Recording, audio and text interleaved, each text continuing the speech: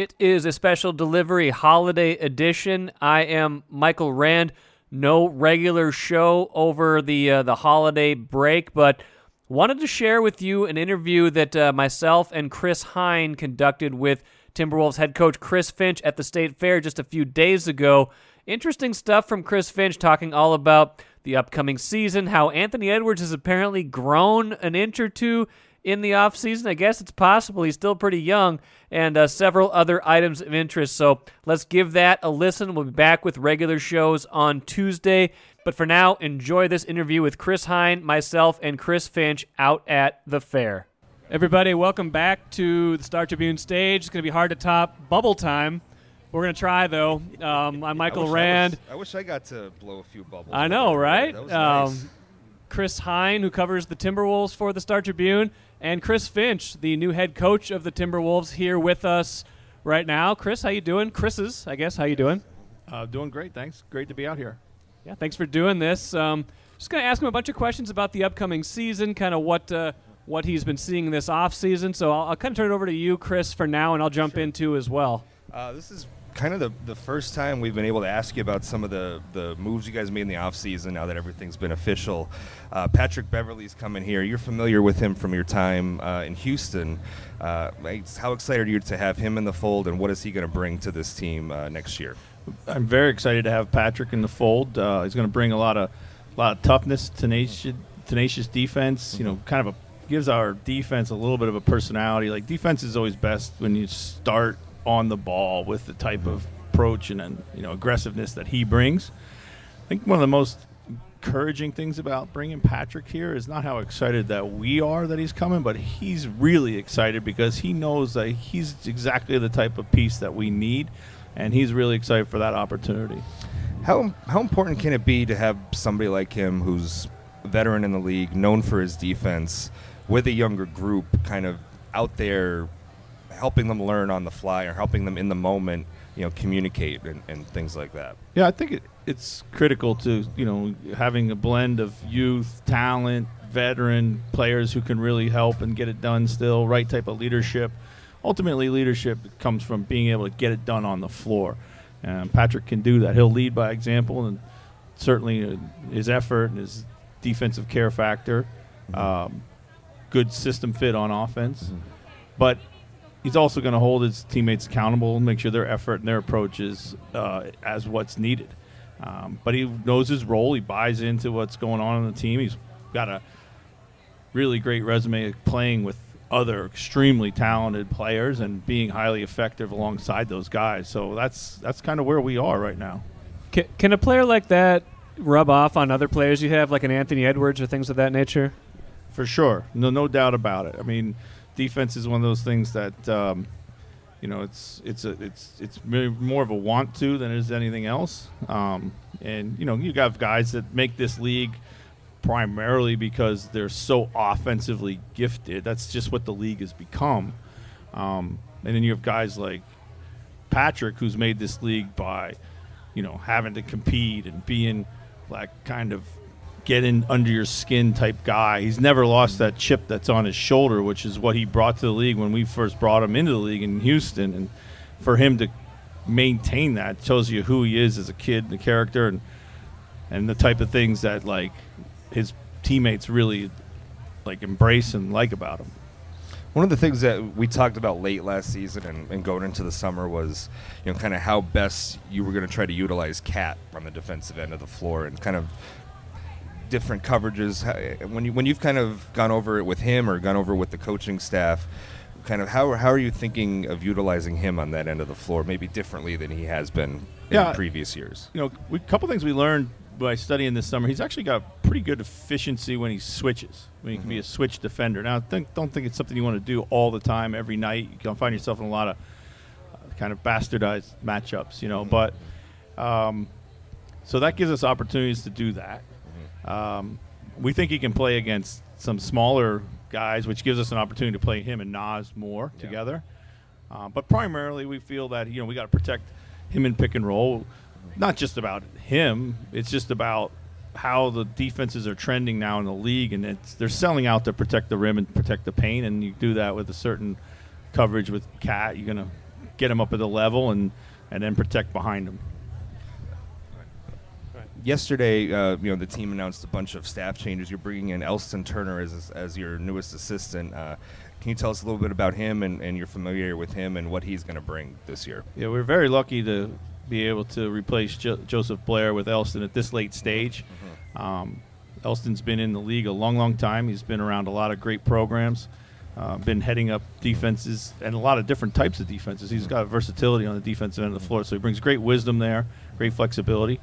I was fortunate enough to be around him when I first came to the league with Houston. He was on Rick Adelman's staff there in Houston, and so I got kind of a feel for being around him and his presence and his his way with the players is extremely very effective, just calming, has a calming influence, but can hold them accountable. Played in the league, understands what it takes to be an NBA player. And for me, he's been around some really great offensive minds. He was Mike D'Antoni, he was with Rick Adelman, as we talked about.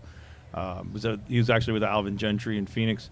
So he's been really coach on both sides of the ball, so he can add perspective to offense as well. One of the big discussion points going into the offseason was power forward, improving at the 4, upgrading there.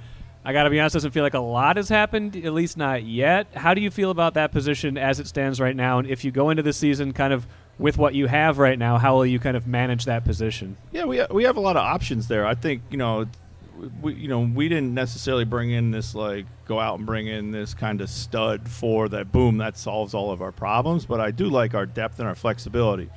First and foremost, you have the development of Jaden McDaniels. He can play between the 3 and the 4. Offensively in our system, they're largely the same. Defensively, it could be matchup driven every night. Jared Vanderbilt was a guy that's really come on for us. He's done a lot of interesting things when you look at how he drives winning from a defensive perspective, extra possessions guy. He's played his first 1,000 minutes in the game this past season. All the other seasons before, I think he was sub 100 minutes. So highly intrigued about what he could be. And he's a good fit next to Cat in a lot of ways. Taurean Prince comes in, two-way player. We feel like we can get him back to his best basketball because he's played his best basketball in systems and situations that model a lot of what we also value. So that alone gives us a chance to kind of, have enough options there. And I think all those guys are good players. And we have enough other talent.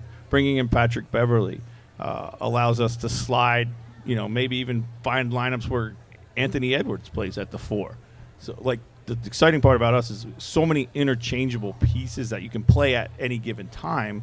So we're not kind of painting ourselves into a corner about different guys.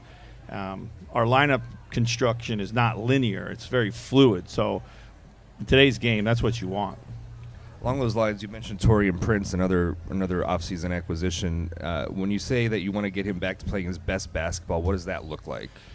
Yeah, being a highly impactful two-way player. Defensively, he has the ability to switch, guard multiple guys in multiple situations, play in transition, and also, make spot threes. And his three-point shooting has been inconsistent, but we feel that with the right shots, he can get back to being an above-average and highly effective three-point shooter. You mentioned Jared Vanderbilt. Obviously, he's a free agent still, but hopefully something happens with that. You mentioned he's just played his first 1,000 minutes. Is there? I know in baseball they talk about 1,500 at bats being kind of the magic spot where someone should figure it out. Is there a number in basketball, or is it just fluid more than that? Yeah, it's a great question. I'm sure the analytics guys have a number. I mean, I don't know what it is, but 1,000 minutes is a pretty good sample. And it's going to tell you certainly that what's going on the floor is in some ways real. We just have to figure out if it's sustainable. Okay. Switching gears a little bit, we have some competition here for. I love it. It's great. It's the fair. Everybody's doing it's their own thing. It's going to be great background noise for the podcast. It'll get actually, I don't know if it'll be picked up on the podcast. We'll see. See if you can edit that out.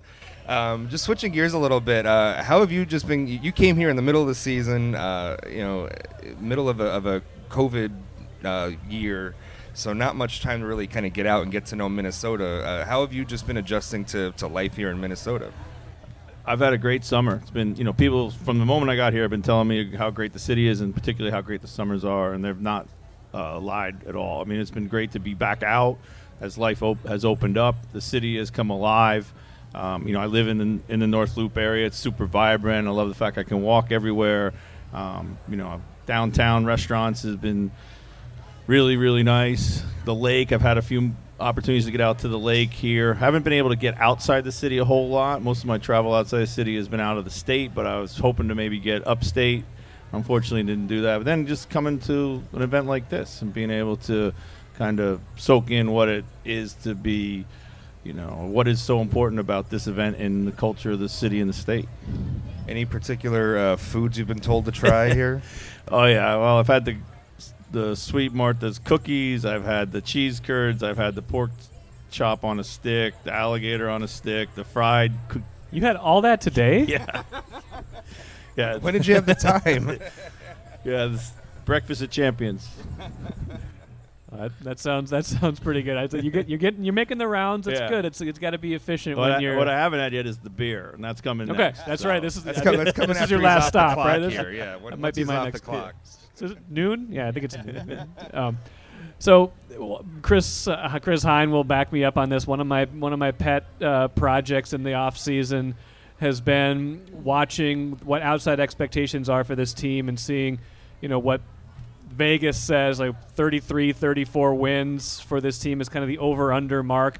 I'm not asking you to make a gambling prediction. I'm asking you, though, like, does that, when you talk about your own internal expectations, are they higher than that? Do you not put a win total on that? How do you see that in terms of your expectations, too? Yeah, no, it's so tough to put a win total on any of these things, but I think our expectations should be highly relevant team when it comes to the play-in tournament, pushing for the playoffs in general. I mean, listen, we can't shy away from wanting to do these things. Like, this is where we're trending as a team.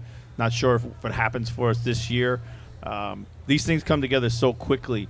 I was in Denver for 1 year. It was Jokic's second year. It was the year before the Game 82 season when you guys beat them. They make the playoffs the next year. They've only been in the playoffs 3 years, but it feels like they've been in the playoffs for 10. And so that was 2 seasons out from when I was there even. So, it just comes together quickly when you have a young core and you have high-level talent, and that's what they had. Obviously there's different factors that could make it come together quicker. Sure. It feels like Anthony Edwards is kind of the X factor, like how fast he becomes what you hope he can become. Yeah, that's one thing. Certainly your internal development is the biggest driver of any success, particularly when you're not like bringing in free agents, these max level, franchise level guys. So internal development is one. Obviously, like having career seasons by your all-star level players is another. And then there are, style of play, chemistry. I'd like to think coaching. These types of things add up to a few wins here and there. With Ant, his numbers really took off when you got here in the second half of the season. And I'm wondering, in your conversations with him and his work in the off season, what facets of his game do you expect fans to see improved when he takes the floor in late October? Well, this is excitingly enough, and this is a very Ant thing. Like, he's grown in the off season, so I probably 6'4" when you drafted him here, and I think he's closer to 6'6" now. He told me in the summer, don't let me get to 6'6", I'll be Michael Jordan. And Ant, he believes that. So he's had a great off season in terms of just being able to develop a routine. As such a young player, getting him into a routine and getting him into the gym and getting him into a system of work where it can translate to his game. The thing that's easy for him, I think, when it comes to player development is that he's already really good at some things that he just could also improve on. And if we asked him to kind of drill down on that stuff, finishing and three-point shooting, and then the defensive stuff we'll work on when we get all back together in the season because they're more conceptually based. Does the fact that he's grown about 2 inches change anything about his game or anything how you work with him at all? How does that affect things? I don't think so. He's going to be certainly the same player. Probably gives us a little bit of an opportunity to maybe play him, as we talked about, some small ball 4. Yeah. But and rebounding, we hope that he becomes a better rebounder. We've asked him to address some of those needs. He seemed to be committed on that end with the rebounding. I think later in the year he was starting to get at it. Do you sense that he's committed to that end of the game? Yeah, he's an extremely unique player, and has all this raw ability, but he's very, very kind of literal when you coach him. If you say to him, I need you to do X, he'll go out and do it. And, like, we challenged him. We discovered in the last part of the season, like, I need you to get 7 rebounds tonight. I need you to do this. We gave him goals almost every game or, every period of time, so it gave him stuff to focus on. And he really went out and did that. Like, his feel for the game is developing all the time. And, that'll get better and get better. Like, but when he's, responding to these things that you're challenging him to do, that's really great for a player of his caliber. When you get here, like in the middle of a season like you did last year, how much of what you wanted to do with this team were you able to do last year versus how much is there now additional now that you're getting a full offseason, you're going to get a full, hopefully, training camp to implement more things? Like how much more is there from your kind of playbook, so to speak, to come yet? Yeah, offensively, I would say we were able to morph into kind of the main points, like the main philosophy. So, I think like the devil is in the details. Like we can do more, I think, on a granular level. Directing the offense maybe a little bit better, special situations, just kind of now guys are a little bit more comfortable with the overall philosophy. I think they'll have a better feel for it, and that gives us a chance to build on it right away. So I would say last year we probably got about 60 to 70% of the offense in, and defensively really probably got about 30% of it in, just because we didn't have a great foundation and we didn't have a great philosophy or approach other than just trying to activate our guys, be more aggressive, and just try to use our length and athleticism and kind of attack the ball and fly around, things that we've talked about. And Chris has heard us talk about this multiple times. So, but scheme was kind of loose. We got to get it tight, and we got to come up with things that put our best players in position to be better or positions that they can excel in defensively. So. We mentioned Jaden before, and one of the things that you wanted to see at him in Summer League was maybe a little growth on the offensive end of the floor. Yeah. Where does he kind of fit in, when you have a Cat, a D'Lo, an Ant, guys who can be really dominant with the ball and are very good scorers? How does he try to find his niche on that end of the floor? I think he's really well suited for it because he's a great cutter. Like, he understands space, and he understands cutting and timing and the angles of those cuts. He's got great length to catch and finish, really good hands. He plays off all those guys. He also has the ability to knock down spot threes, play in transition and stuff like that. What we discovered and what we thought we knew going into the summer is that this kid has a lot more playmaking skills. This kid has a lot more ball handling skills. Yeah, now he's not like a classic handler, like a point guard, but if you put him in playmaking and secondary playmaking situations, he's going to make the right play almost all the time. And that's really exciting because he can now help the game become easier for the likes of D'Lo, finding him on kickouts, or Cat finding him, in small spaces inside the paint. So this is something that we feel like is in his future, and as we get different lineup combinations on there, he may be able to be more of a second unit driver of offensive opportunities for others. Yeah, defensively with him, I was listening to one of your interviews earlier, and you were talking about the type of player that he matches up well against, where he can really use his length. I'm thinking of I think it was that game against Dallas, where he really limited Doncic. Is that kind of what you discover with him defensively? Is trying how best to utilize his length, especially maybe against another team's primary scorer that. Yeah. Guarding guys maybe a little smaller than him in that way? Yeah, he's excelled at guarding those guys. Harden, Doncic, these guys who handle the ball. He picks them up. He gets down in his stance. He guards them. He's not afraid. That's what I love about him. My very first game here, we played Milwaukee, and I put him on Giannis. And it was a rough night. We should have doubled him, but he just competed, and he's not afraid. It doesn't matter who he's playing against, and he's going to have these best matchups every single night. And once he understands their tendencies, he's got the tenacity and he's got the willingness to compete. He has the physical tools with the length. He just needs to study now and understand these player tendencies and now start to use that. And he's a really smart player.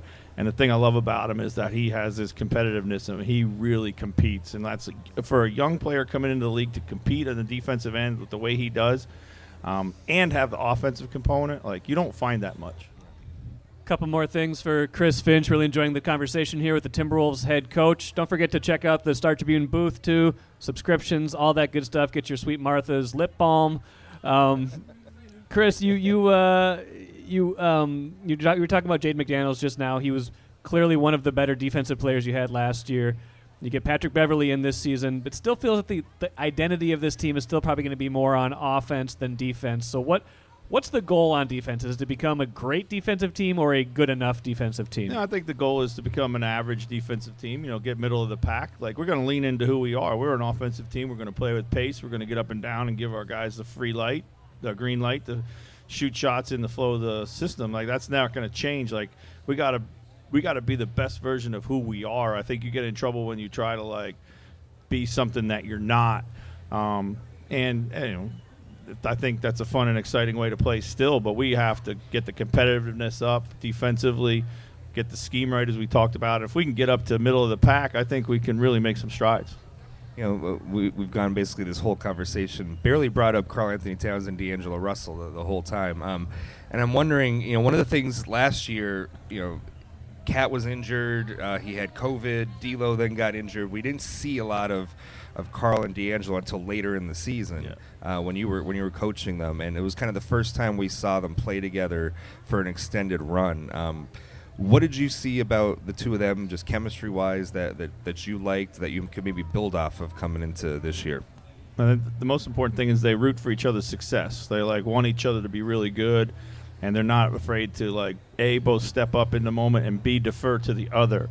And also at the same time allow room for Ant. This is a very unique dynamic, trust me, in the league. We have this type of talent being able to kind of all accentuate and accommodate each other. Beyond that, with just the combination that you're talking about, is so much skill. Just the skill level is insane. Is probably maybe the two best skilled guys in any combination that I've been fortunate enough to work with in the league. So gives you a lot of versatility. You can do a lot of clever things. I think we can post up D'Angelo more as a passer. We've seen that Cat can play threes. You can almost flip him on the floor at times. Play D'Angelo down low. He likes to play down low. He's a really good passer. So he plays well in really small spaces. Both of them play really well in small spaces, and that's the sign of really skilled players. It's just, again, I don't think it's anywhere near a finished product. For me, I'm still looking at different things we can do with them, and that's exciting in its own right. That's about all I had, Chris. Great to have you up on the stage. Thank you so much, everybody, for coming out and listening. Enjoy your time at the fair. Go get a beverage if you want to. Yeah, I'm headed that way, so no doubt. Appreciate it, guys. Thanks for the time. Thanks, Chris. Appreciate it.